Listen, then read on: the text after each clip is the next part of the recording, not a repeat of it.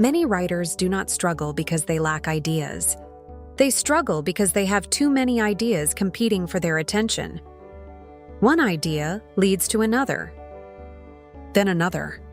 Before long, the writer has several notebooks, unfinished drafts, and saved documents, but nothing is complete. The solution is not to find another idea. The solution is to choose one. Start by asking yourself 3 questions. First, which idea matters most to me right now? Second, which idea could help or encourage someone else? Third, which idea can I realistically complete? Your chosen project does not have to be your biggest idea. It only needs to be clear enough for you to take the next step. Once you choose the idea, move through 5 simple stages. Choose the idea.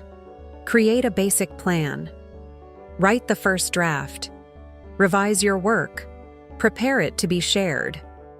Do not try to complete all 5 stages at once. Focus on the domino in front of you. When the first domino moves, it helps the next one move. One finished piece can build your confidence, strengthen your writing skills, and prepare you to complete larger projects. Your goal is not to finish every idea today. Your goal is to choose one idea and move it forward. That is how real writing progress begins, one domino at a time.